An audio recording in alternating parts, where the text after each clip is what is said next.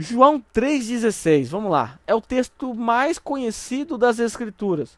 É o texto mais decorado. Todo mundo sabe João 3,16 de cor. Se eu pedir para que você cite João 3,16, você cita de trás para frente. Você sabe até quantas letras tem João 3,16. Mas, se você perguntar o contexto histórico de João 3,16, faça esse teste. Você vai perceber que a grande maioria das pessoas não sabe que Jesus foi que pronunciou isso. Alguns acham que foi João. Outros não sabem o porquê que Jesus pronunciou e tampouco sabem para quem foi que Jesus pronunciou isso. Sem essas informações, simplesmente João 3,16 será impossível entender a razão. Aí nós olhamos nas redes sociais os debates entre arminianos e calvinistas e sempre vai aparecer um arminiano sacando do seu bolso João 3,16 e lançando em rosto de algum calvinista, como se ele tivesse descoberto a pólvora. Como ele esfrega sua mão dizendo, eu vou acabar com o calvinista, e saca o João 3,16. Deus amou o mundo. Mas por que Jesus falou isso? Será que Jesus tinha em sua mente atacar os calvinistas? Será que Jesus ele era arminiano e ele queria provar que os calvinistas estavam errados? Será que era isso? Não era isso. Quem usa esse texto dessa maneira está sendo desonesto com o texto. Está sendo desonesto com o autor desse texto, Jesus Cristo. Está sendo desonesto com o apóstolo João, que escreveu, que registrou esse texto. Por que Jesus mencionou João 3,16 quando estava conversando com Nicodemos, por exemplo? Por que ele falou isso? Algumas pessoas pensam que Jesus estava no monte, não tinha o que fazer, começou a soltar lá, a filosofar, Deus amou o mundo. Não. Há um contexto por trás disso, há um pano de fundo por trás disso. E nós precisamos entender quem é essa pessoa que está diante de Jesus e o que Jesus está respondendo antes de nós chegarmos no versículo 16. Infelizmente, nós vivemos numa geração preguiçosa que não gosta de ler nada, nem livro, nem nada, nem a Bíblia. Ou seja, nem sabe o contexto. Como é que nós fazemos para entender? Como que nós fazemos para descobrir o contexto histórico? Temos que ler todo o contexto. Então pegue a sua Bíblia nesse momento, abra comigo em João 3, pegue uma caneta de marca-texto e anote algumas informações importantes sobre o que nós vamos ouvir antes de chegar em João 3,16. Não tem como, você precisa entender o contexto histórico e o contexto da passagem vai nos ajudar a entender João 3,16. Vamos lá? O texto começa dizendo o seguinte, havia um fariseu. O que é um fariseu? Você já tem que parar aqui. Você já tem que fazer algumas perguntas ao texto. Quem é esse fariseu? O que pensava um fariseu? Como agia um fariseu? E você precisa descobrir as características de um fariseu. Afinal, você vai perceber que Jesus pronunciou o versículo 16 a um fariseu. Portanto, é uma resposta dada a um fariseu. E vamos entender o que é um fariseu. O que um fariseu é? Hoje, na nossa cultura, nós chamamos de fariseu qualquer hipócrita. Ah, aquele irmão é muito fariseu. Ou seja, ele não faz aquilo que ele fala. Ele fala, mas não faz. Fariseu. Nós chamamos assim. Mas os fariseus, quando surgiram, eles não surgiram com essa ênfase. Quando que surgiram os fariseus? Se você observar no Antigo Testamento, você não percebe a presença dos fariseus, nem dos saduceus. Aí, de repente, você entra no Novo Testamento, lá em Mateus, você vê um grupo de pessoas chamada de fariseus e um grupo de saduceus brigando. Mas no Antigo Testamento eles não aparecem. Quando é que eles surgiram? Se nós lembrarmos bem da aula de bibliologia, nós vamos ver que houve do Antigo para o Novo Testamento um período de 400 anos de silêncio que é conhecido como silêncio profético. E nesse período o Império Grego havia tomado força, o Império Grego havia dominado algumas regiões do mundo e Alexandre o Grande teve uma ideia brilhante. O cara era meio louco, ele teve uma ideia brilhante. Ele queria conquistar o mundo e o seu sonho era helenizar todo o mundo. O que é helenizar o mundo? A helenização consistia em você implantar a cultura, o idioma grego, tá? E até mesmo a religião grega. Isso era helenização. Isso começou quando? No terceiro para o quarto século antes de Cristo, com a invasão dos gregos em Israel. Quando houve essa invasão, um grupo se separou dos outros no que diz respeito à opinião. A palavra fariseu, por si só, significa separado, porque originalmente um grupo se separou dos outros. Esse grupo se separou por quê? Porque esse grupo estava defendendo uma visão patriota, portanto não era uma ideia muito ruim, uma ideia até que interessante, o espírito de patriotismo, né? Aí esse grupo se separa dizendo o seguinte: nós não vamos aceitar a helenização. Nós somos contra a absorção da cultura grega, somos contra falar outro idioma, portanto, nós não vamos aceitar a helenização. Se separaram de um outro grupo. O outro grupo que sobrou é o grupo que mais tarde ficou conhecido como saduceus. E esse grupo mais liberal dizia o seguinte: não, a outra cultura, aprender outra cultura é algo muito bom. Não vejo problema com relação a isso. Aliás, aprender outro idioma é interessante.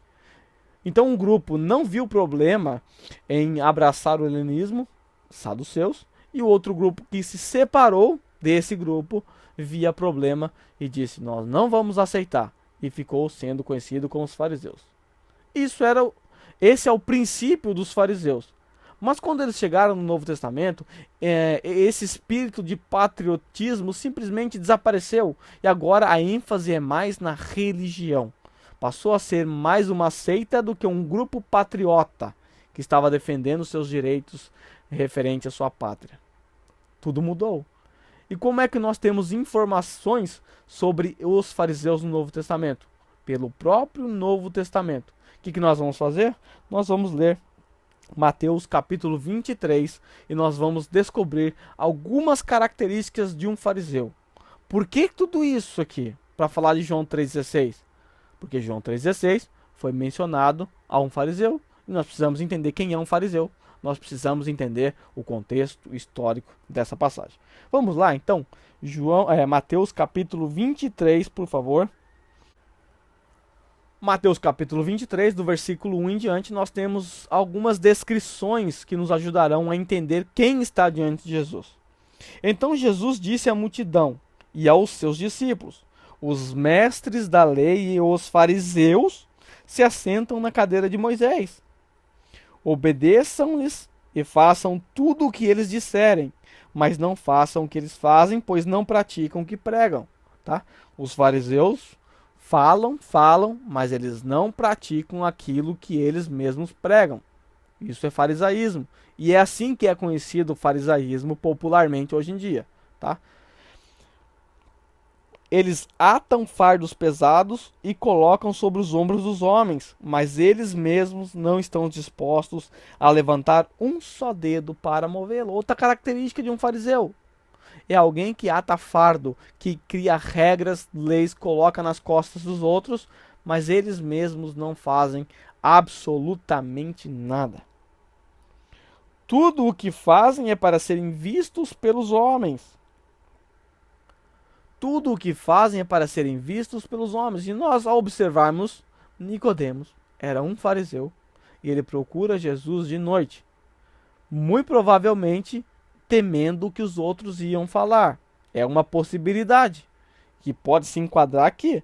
Tudo o que fazem é para serem vistos pelos homens, ou seja, se preocupam com o que os outros vão pensar, se preocupam com o que os outros vão achar.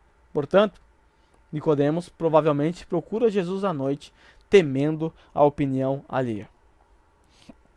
O texto segue: e eles fazem seus filactérios bem largos, tá? Filactérios eram uma espécie de uma caixinha aqui na testa com trechos das Sagradas Escrituras. Então eles faziam bem largos para se aparecer. E franjas de suas vestes bem longas. Tudo isso para se aparecer. Gostam do lugar de honra nos banquetes e dos assentos mais importantes na sinagoga. A aparência para um fariseu é tudo. Gostam de serem saudados na praça e de serem chamados de rabis. Olha que interessante. Eles gostam de serem chamados de rabis. Como que Nicodemos começa chamando Jesus? Rabi ou Rabone. Tá? Rabi ou Rabone. Com essas informações, agora nós voltamos para João capítulo 3. Então nós vemos, havia um fariseu chamado Nicodemos. Nós já sabemos o que é um fariseu. Nós já sabemos a origem de um fariseu. Nós já sabemos o que pensa um fariseu. Um fariseu gosta de ser chamado de rabi. Um fariseu gosta de se aparecer. Um fariseu se assenta à cadeira de Moisés, portanto, alguém detentor da lei, alguém que cumpre a lei, que teria que cumprir a lei, mas nós vimos que a característica de um fariseu é atar fardos pesados sobre os ombros das pessoas e não fazer nada, não carregar, não praticar aquilo que eles pregam. Essas são as características de todo fariseu. E agora está diante de Jesus um fariseu, Nicodemos. E o texto nos mostra que ele é uma autoridade entre os judeus. O que isso significa? Significa que ele fazia parte do Supremo Concílio daquele tempo, o Sinédrio. Ele era uma das pessoas que compunha o Sinédrio. Se nós observarmos mais à frente, em uma reunião do Sinédrio, onde os fariseus e os saduceus estão tentando prender Jesus, tentando acusar Jesus, Nicodemos aparece defendendo Jesus, dizendo que não é correto, segundo a lei, condenar alguém sem antes ouvi-lo. Então, Nicodemos aparece no Sinédrio, por quê? Porque ele é uma autoridade entre os judeus. Ele é uma das pessoas que faz parte do Sinédrio. Aí o texto nos mostra. Ele veio a Jesus à noite. Por quê? Muito provavelmente temendo o que os outros vão dizer a seu respeito. E o que ele diz? Mestre. Olha que interessante. Os fariseus gostavam de ser chamados de mestres. Mas esse fariseu aqui chega diante de Jesus e usa um termo interessante. Rabi. Se nós observarmos, no versículo 10, Jesus diz a Nicodemos: você é mestre em Israel. O que Jesus está fazendo? Jesus está se comparando a Nicodemos. Nicodemos chamou Jesus de mestre, agora Jesus está falando: você é mestre em Israel. Será que Jesus está se comparando a Nicodemos? De maneira nenhuma. Por quê? A palavra que Nicodemos usa é Raboni, é Rabi, que significa supremo mestre, grandíssimo mestre. E a palavra que Jesus usa para Nicodemos ali é didáscalos, apenas mestre, alguém que ensina. Mas esse fariseu chega diante de Jesus e chama ele de Rabi. Ele diz o seguinte: sabemos, observe, sabemos. Ele está expondo diante de Jesus o pensamento de alguns fariseus. Sabemos que ensinas da parte de Deus, pois ninguém pode realizar os sinais miraculosos que está fazendo se Deus não estiver com ele. Então ele chega diante de Jesus, faz uma linda confissão de fé, falando que, olha Jesus, sabemos que você vem da parte de Deus, tudo que você faz só é possível porque Deus está com você, senão não seria possível. Portanto, uma declaração de fé extremamente linda, mas o que Jesus responde a ele? Jesus começa, a partir de agora, a desconstruir o pensamento dos fariseus, a desconstruir o pensamento popular dos judeus no seu tempo. O que os judeus pensavam no seu tempo a respeito da salvação? Jesus sabia muito bem. Jesus foi criado como um judeu. E ele conhecia todos os pensamentos dos judeus, ele conhecia os pensamentos dos fariseus, e agora, a partir de agora, ele começa a desconstruir todo o pensamento de Nicodemos. O que Jesus diz?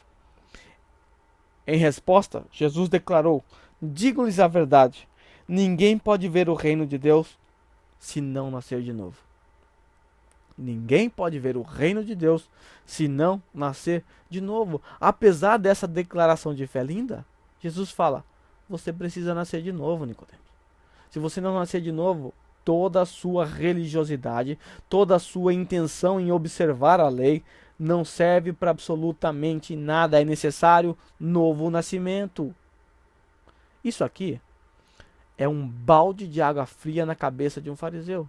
Por quê? Porque um fariseu acreditava que as suas obras eram suficientes para salvá-lo. Eles viviam em função das suas próprias obras. E de repente Jesus está falando: sabe o que precisa, Nicodemos?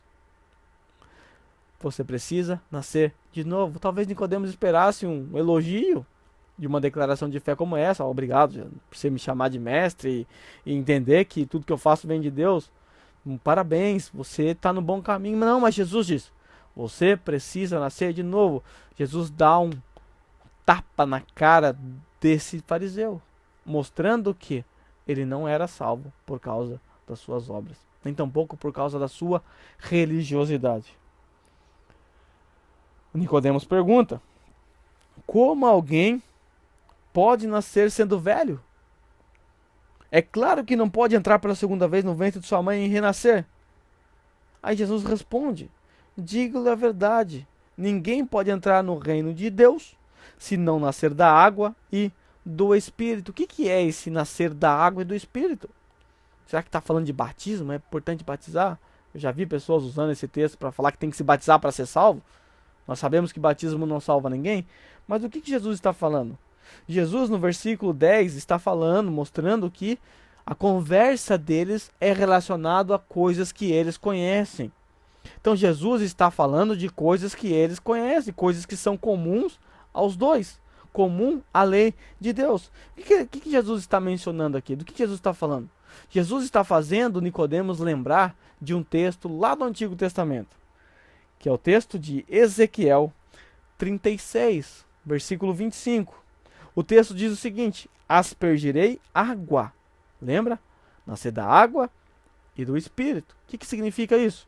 Aspergirei água pura sobre vocês e ficarão puros, e eu os purificarei de todas as suas impurezas e de todos os seus ídolos.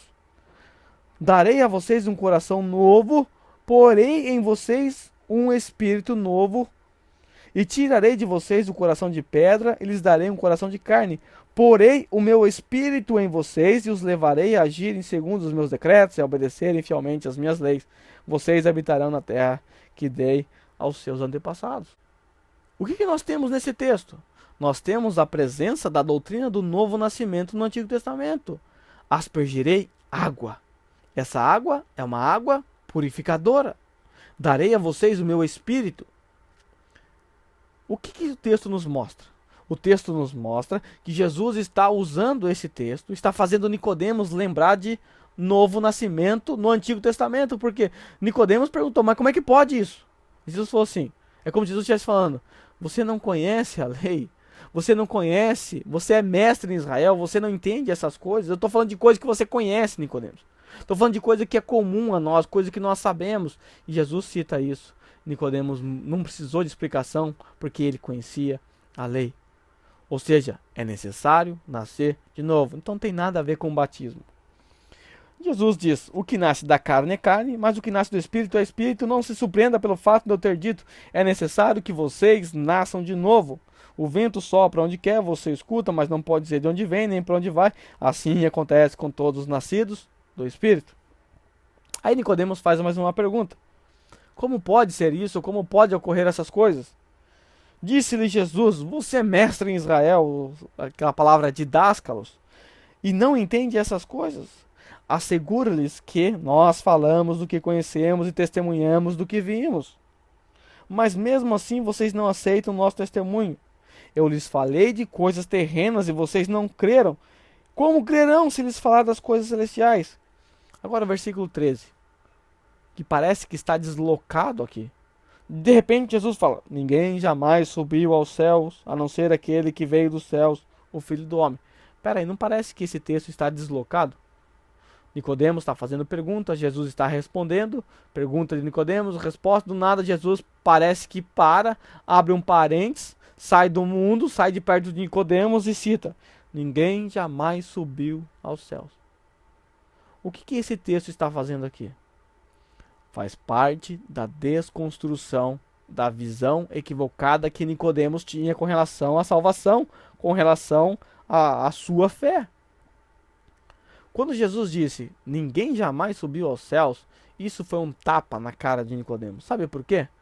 Porque os fariseus acreditavam que a sua salvação era mediante as suas obras, e eles faziam obras, muitas obras, porque acreditavam que as suas obras trariam salvação. E Jesus está falando assim, ninguém subiu.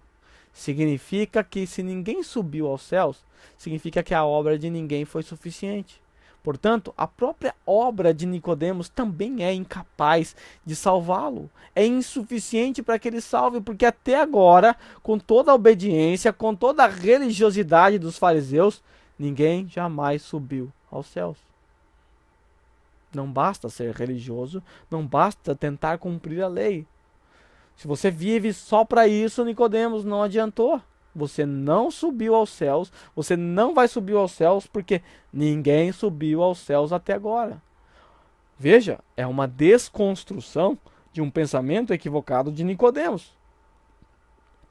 E é isso que Jesus está fazendo aqui no texto, e é isso que Jesus vai continuar fazendo até chegarmos no famoso versículo de João 3,16. Versículo 14 em diante.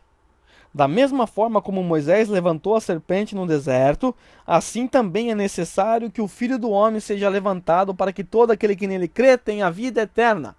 Agora Jesus olha para Nicodemos e começa a contar uma história. Faz ele lembrar de uma história do Antigo Testamento que ele conhecia muito bem. Um exemplo de salvação no Antigo Testamento. Aquele exemplo da serpente que foi levantada no deserto. E em todo aquele que olhava para essa serpente era salvo das picadas das serpentes. O que as pessoas fizeram para ser salvas nesse tempo? Obras. O que foi exigido delas? Que elas praticassem as obras, que elas praticassem religiosidade? Não. O que foi exigido delas é que elas olhassem para aquela serpente. E assim elas eram salvas. Como as pessoas fazem para nascer de novo? Como as pessoas fazem para ser salvas? Jesus vai ensinar a Nicodemos. Portanto, veja o que ele disse. Da mesma forma como Moisés levantou a serpente no deserto, assim é necessário que o Filho do Homem seja levantado para que todo aquele que nele crê tenha vida eterna. Ou seja, o que é preciso fazer para ser salvo, Nicodemos? Crer em Jesus Cristo. A salvação é você crer em Jesus Cristo. Ou seja, é você olhar para a serpente que foi levantada. Ou seja, olhar para o Filho de Deus. Olhar para Cristo. Essa é a única maneira de ser salvo. Jesus está dando um golpe fatal na religiosidade de Nicodemos. Está desconstruindo seus pensamentos equivocados.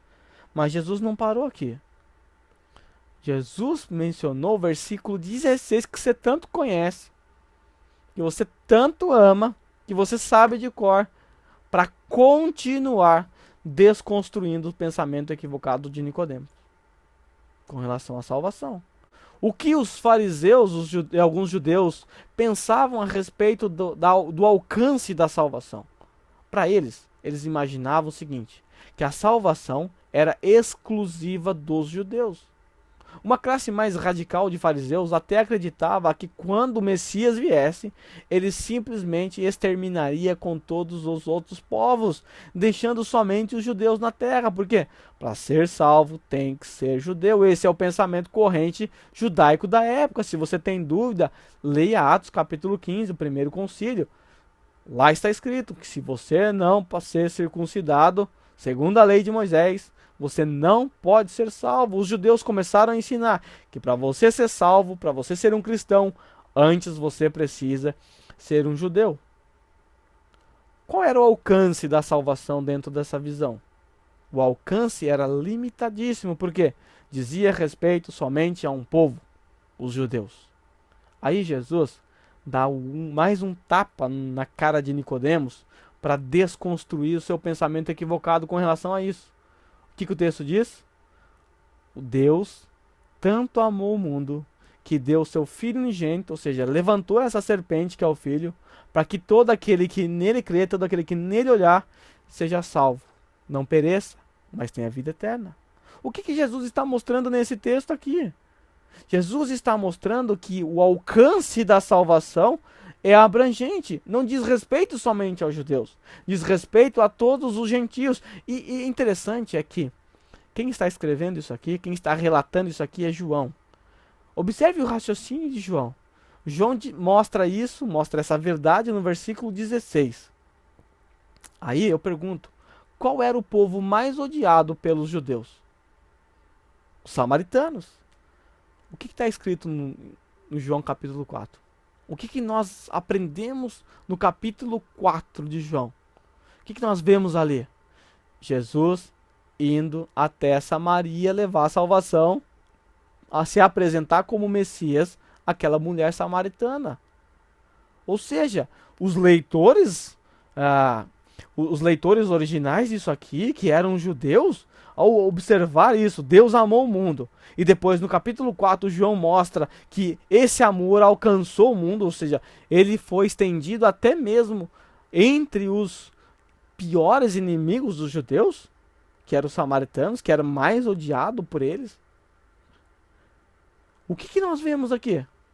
Jesus simplesmente mostrando o alcance dessa salvação. Essa salvação não se restringe somente aos judeus. Portanto, não tem nada a ver com o arminianismo isso aqui. Se você usa esse texto para defender o arminianismo, você está usando de maneira inadequada, você não está sendo sincero com o texto. Então pare de fazer isso, porque o texto simplesmente é uma desconstrução dos pensamentos equivocados de Nicodemos. Tem todo um contexto por trás desse versículo. Esse versículo não está solto dentro desse livro, ele está preso ao seu contexto. O seu contexto nos mostra um fariseu procurando Jesus, perguntando coisas para Jesus, Jesus respondendo, quebrando toda a religiosidade desse fariseu, e chega no versículo 16, Jesus está ainda quebrando, ainda está derrubando todos os pensamentos equivocados desse fariseu, que cria que as suas obras salvavam, que cria que as suas obras é que levavam eles até Deus. Jesus mostrou que as obras não salvam, Jesus mostrou que a religiosidade dele não adianta, e Jesus mostrou que o alcance da salvação não é como eles pensavam, ou seja, restrito aos judeus, que é a todos, porque Deus amou pessoas que não são da raça judaica. Deus amou pessoas que estão espalhadas pelo mundo inteiro, portanto, Deus amou o mundo. É nesse sentido que o texto nos apresenta, olhando à luz do contexto. Então observe que é muito importante nós olharmos o pano de fundo da história para entendermos o texto bíblico. Esta é a regra número 18 da hermenêutica. Se você não respeitar o fundo histórico, você vai usar João 3,16 para defender a sua doutrina. Tá? O uso indevido do texto bíblico. É isso que Jesus quer nos mostrar aqui. Aí o texto continua dizendo: pois o Deus enviou seu Filho ao mundo não para condenar o mundo. Por que esse condenar o mundo? Como eu disse, era pensamento popular dos judeus, principalmente dos fariseus, que quando o Messias viesse, ele ia condenar todo mundo e salvar os judeus. Está ligado ao versículo 16 de mundo, nos ajuda a entender. E o texto mostra, eu não vim condenar o mundo. Ou seja, eu vim salvar o mundo. Eu vim salvar as pessoas que estão nesse mundo. Se você entende que João 3,16, o mundo ali significa todas as pessoas, então bem-vindo ao universalismo, porque no versículo 17, ele não veio condenar o mundo. Ele veio salvar o mundo. Bom, quem crê nele não é condenado, mas quem não crê já está condenado por não crer no nome do Filho unigênito de Deus. E por aí o texto segue à frente, você pode ler, vai falar da luz, da importância da luz, etc e tal. Mas o que é importante? Por que nós contamos toda essa história? Por que eu gastei todo esse tempo nesse versículo? Para você ver a importância do pano de fundo histórico. Nos ajuda a entender melhor o que está sendo exposto nas Escrituras. Essa é a regra número 17. Tá? As Escrituras foram compostas dentro de um ambiente histórico. E só é possível entender as Escrituras se nós nos debruçarmos diante desse contexto histórico e entendermos o pano de fundo.